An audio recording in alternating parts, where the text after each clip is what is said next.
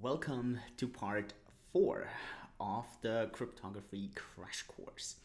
If you have been following 1, 2, and 3 so far, you should have had a very good intro into cryptography, some basics on symmetric and asymmetric cryptography, and we spoke a bit about randomness in the last episode. And today, we're actually going to go into a bit detailed math, and we're going to talk about the modulus function.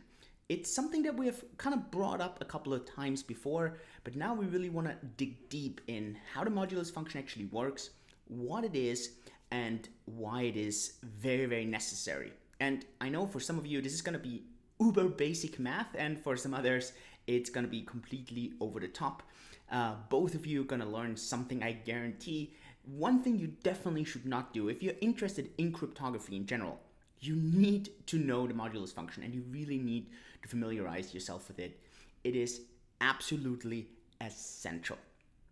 I know that math in general is a hated subject, and you might be watching this thinking, oh my gosh, numbers, math, calculations, I hate this.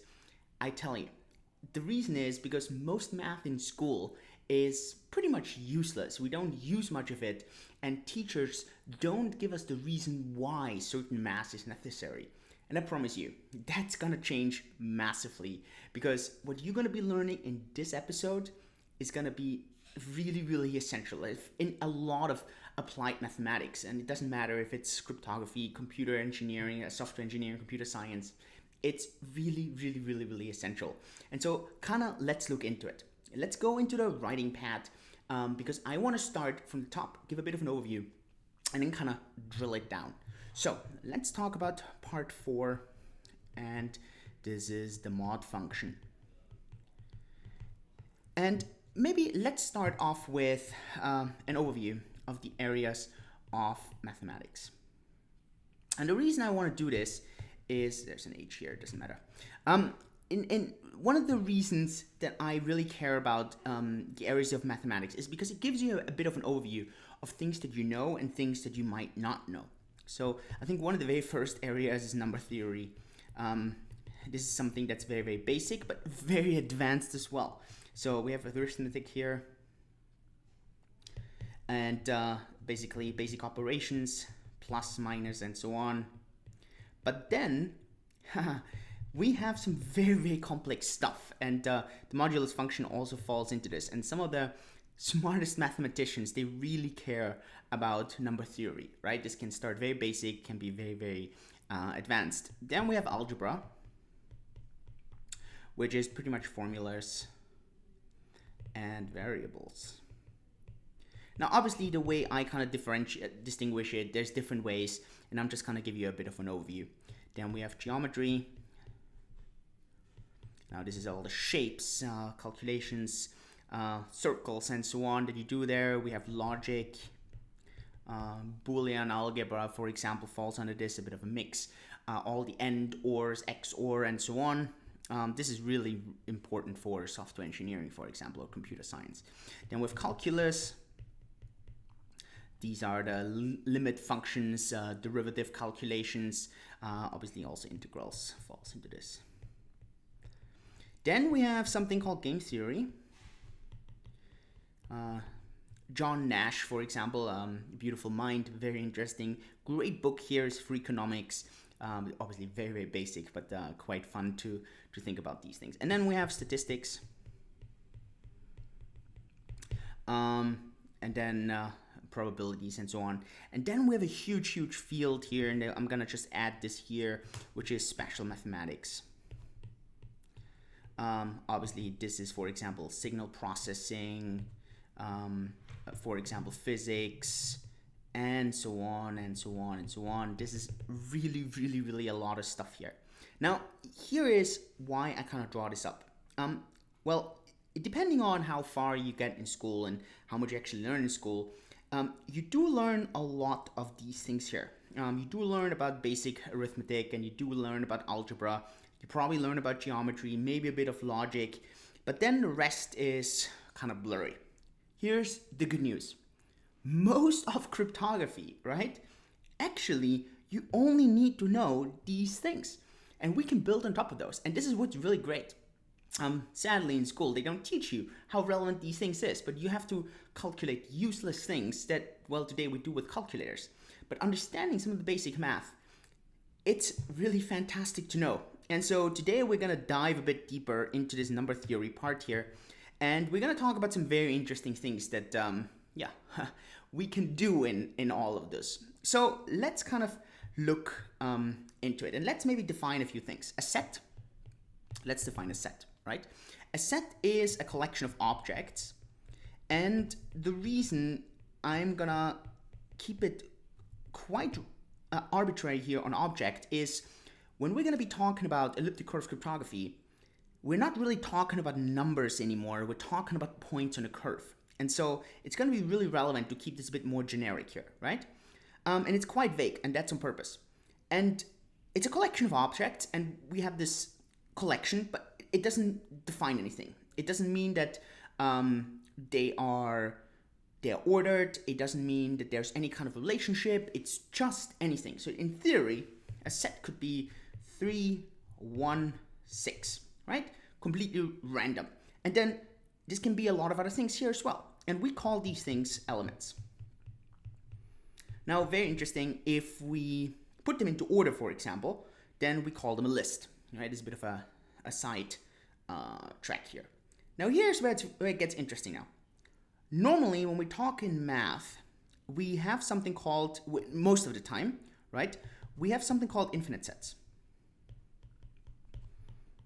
And infinite sets are, most of the times we see those. For example, we have all the integers. Integers go from minus infinity to minus 1, 0, 1 to positive infinity. Now we have something called a subset. And these are the natural numbers. And these are all the positive integers. So we go 0, 1, 2, 3, and so on. Now we can do another set, and obviously this goes until infinity here. And then we have something called the rational numbers. These are pretty much all the fractions that we have. So this is where it gets very interesting now. From 0 to 1, we have pretty much an infinite amount of rational numbers, because we have a half in there, a third in there, a fourth in there, a fifth in there, and so on, right? So now we have all these infinite sets here. And you will see when in cryptography, these infinite sets, and we're gonna, in some of the later episodes, right after actually the next one, we're gonna dig a bit deeper and we look into groups and we look into finite fields. This is all number theory. But so what you're gonna find is that these infinite sets are not really usable for cryptography. So in cryptography, we need something else, and we need to somehow make these things finite. And we're gonna keep it quite rational, like quite high level.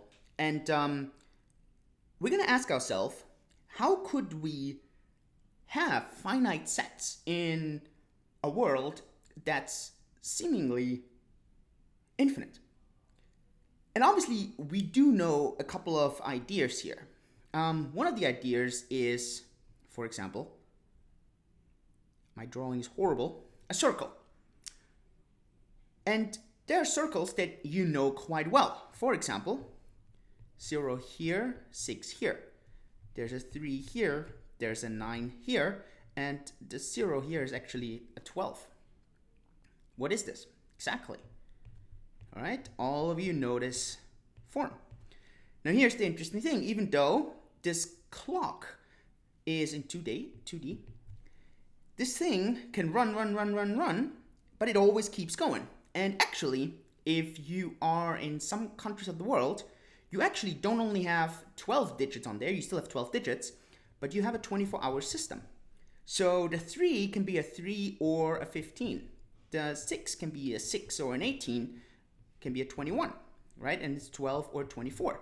And in the US system, you use AM or PM to differentiate what time you're talking about. But so now we have basically a 12 element finite set. we could also do a 24 finite set, but the numbers overlap. But now we have another thing. We can talk about the hours, or we can talk about minutes, because we have a second pointer on this. And then suddenly we have a finite set with 60 elements, right? Or 12 elements. This is the hours, and this is minutes.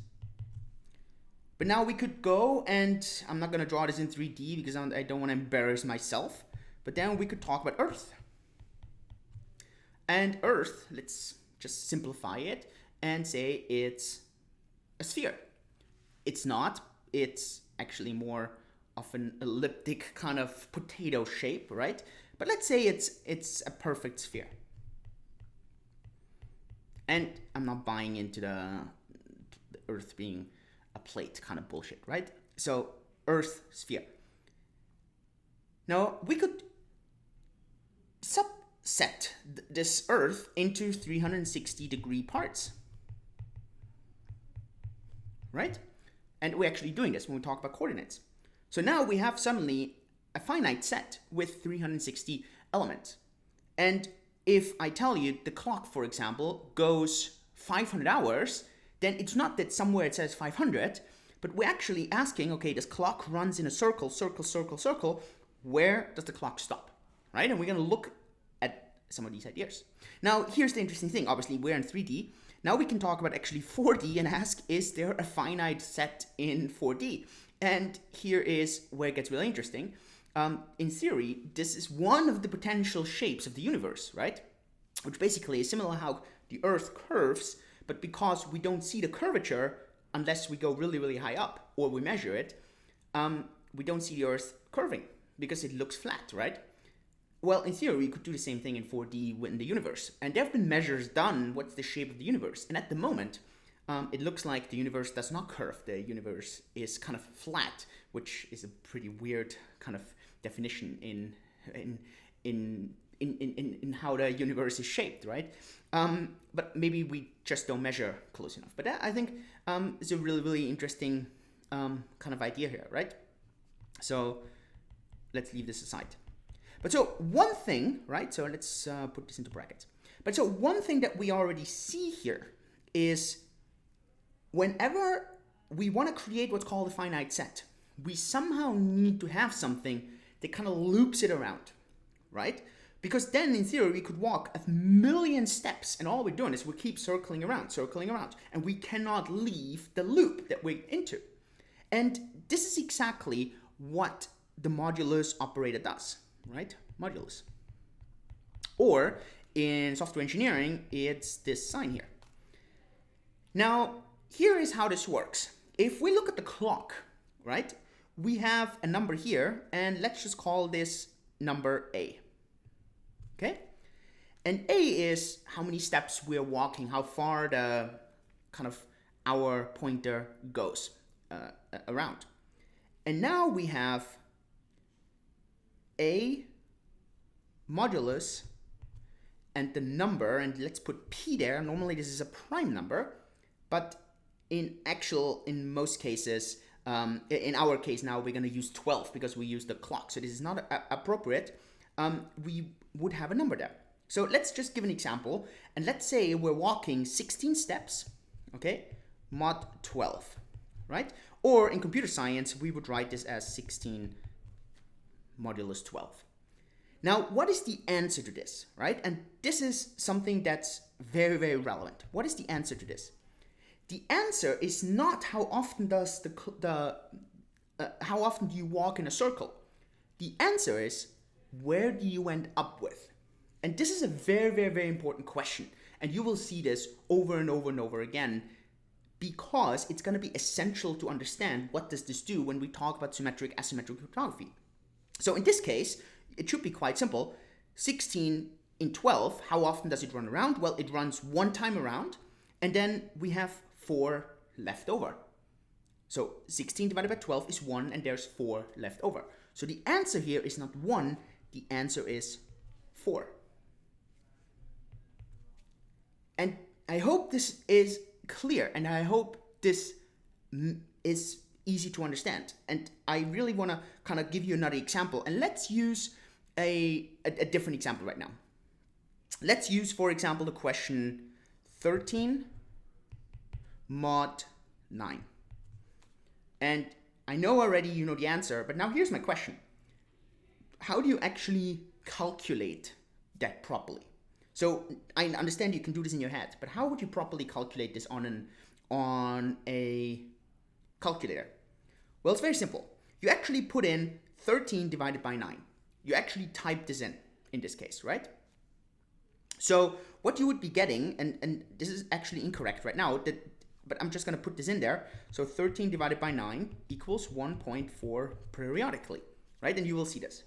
Now, what you would do in the calculator to get the remainder, which is the modulus, is you would subtract the full number here.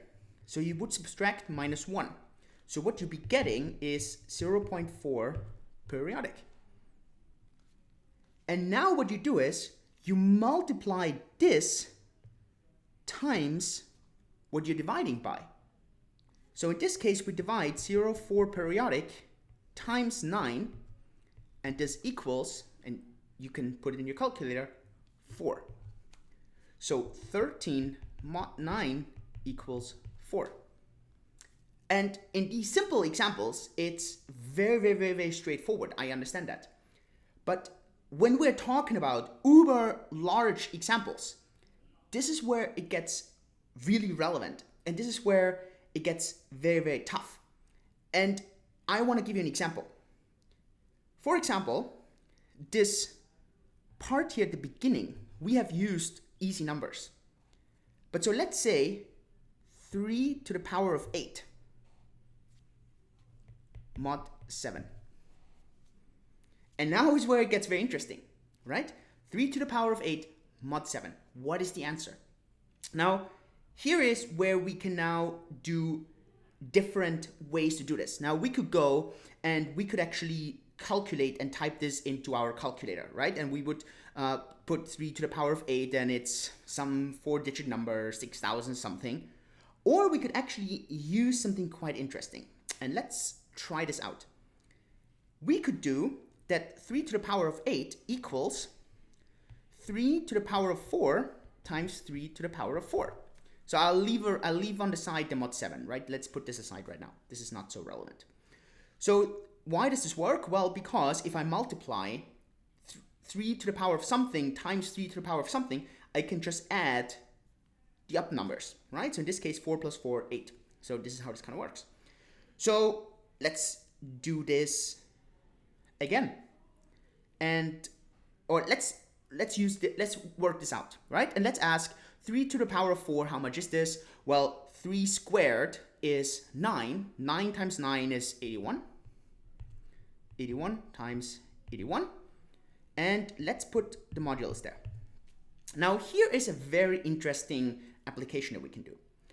In mod, we can apply mod in the multiplication function individually. So we can do this one and then add it together. And this works because of multiplication and division being able to be shifted around, right? We could split this and we could separate this. So here's the interesting question. 81 mod 7, how much is this? 81 mod 7. And I'm going to use both forms, right? I'm going to use the software engineering form and I'm going to use the mathematical form. And the reason I'm doing it is because I want you to get used to both of those signs, right? So how much is this? Well, 81 mod 7. Well, you can divide it through and you will see, okay, so it's 11 times 7. 11 times 7 is 77. So there's 4 left over, right? So what we're getting here 4 times, on the other side, 4. And so now we have 4 times 4 equals 16 mod 7. So we have 16 mod 7, and this should be a very easy one, and that equals 2. In this case, it was very easy to calculate this, and we don't even need to use a calculator because we can kind of break it down, right? So why did this work? Well, it works because division, and this is nothing else than a division function. We're looking for the remainder, right? So we can divide in pieces. We don't have to do the entire large number, 3 to the power of 8. Now, you're going to be asking, okay, why are we doing this, right? Well, what you will see is one thing. And this is going to be something that's quite straightforward and quite relevant. So we're going to have a number here. Let's call this A. And on purpose, we're going to write X here, right? Mod P equals Y. And this is going to be a very interesting thing. And this applies to many kind of ideas. For example, discrete logarithm problems, elliptic curve kind of works this way. But what you will find is that this way, right?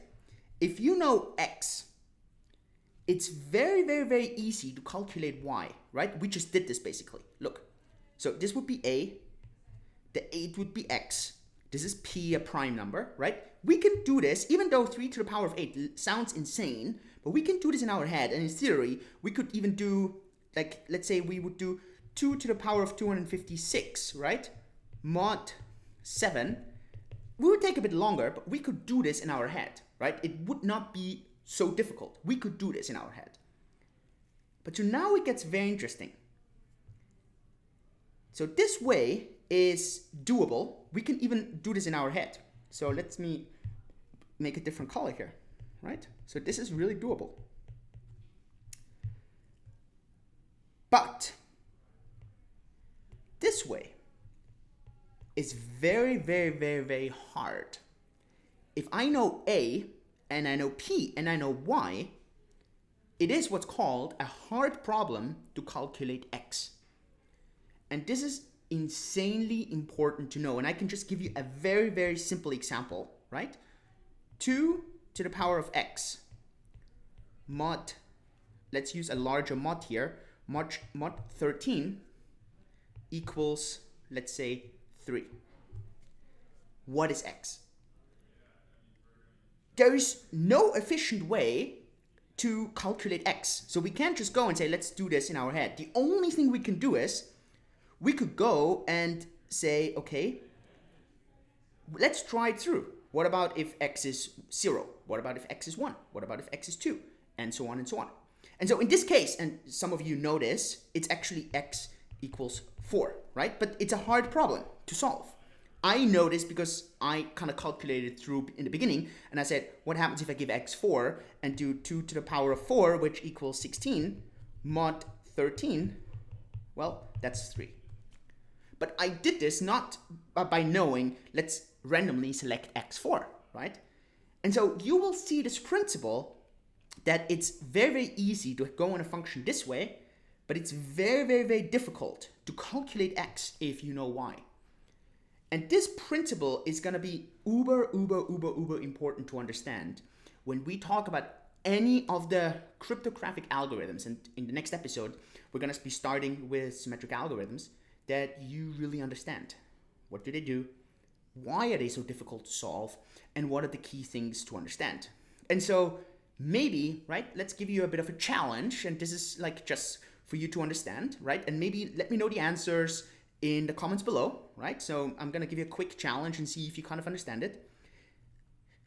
Explain to me a to the x mod p equals y. What is p, right? P, in the case of a clock, in the US system, in the most European systems. What is P when we are using minutes on the clock? What would be P on when we use degrees on the Earth? I'm giving you the answer here, so let's write it. On Earth with degrees. Right? So this is kind of a bit of a test. Let's see.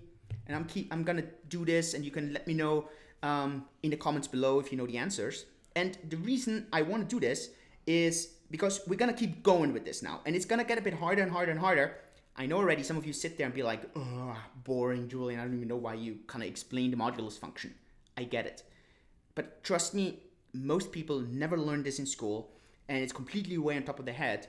But when we talk about all these cryptographic functions now, there's always a modulus, right? And if people don't understand this, it's gonna get very, very, very difficult for them to understand it. Also, if you have any questions on those things, then let me know. Especially maybe this one kind of confused you a bit in why it was possible to kind of break this down here and go from here to here and then do 81 mod 7 and have 4 and multiply 4 times 4, right? Maybe this kind of confused you a bit, but this has to do with multiplication being able to be shifted around, right? So if I have, for example, 3 to the power of 3, then I could do, which equals 3 times 3 times 3. So what I could do is it equals 9 times 3, but it also equals 3 times 9, right? If I would use 4, then I would do 2 times 2 times 2 times 2. So 2. So what I could do is this will equal 4 times 4. It also equals 8 times 2, right? So this is the same thing. So I could just kind of pool those things together and then divide individually. Let me know if this confuses you, but I hope it doesn't. Otherwise, let me know. Let me know if you understand that one-way functions can be easy and the return can be really, really hard, right? And I hope you understand this. So let me know what are the p's in this case, right? So a to the x mod p equals y. So let me know in these examples, what is p in the clock in the US system, in the European system, when we use minutes, and what would it be in degrees? And let's see, in the next episode, we're going to be taking a bit of a detour. You're not going to need this to understand cryptocurrencies, for example, because we're going to be talking about symmetric algorithms, the most common one used, advanced encryption system. But we're going to do this because I want you to understand the basic concepts that are being used in AES. It's the most common used cryptographic system actually in the world. Your web browser uses it on all the time. But it's more relevant to understand the basic principles in cryptography. And we're going to be needing this in a way later episode when we talk about hash functions. Let me know what you think. If you like this stuff, give me a thumbs up. Please comment, give me feedback. If you like to see something more of that or you need some deep explanations of this, share this with people, subscribe to the channel if you want to be updated when the next episode is out. They're coming out on Sundays. So I hope you get value out of this. See you at the next episode. Yours truly, Julian.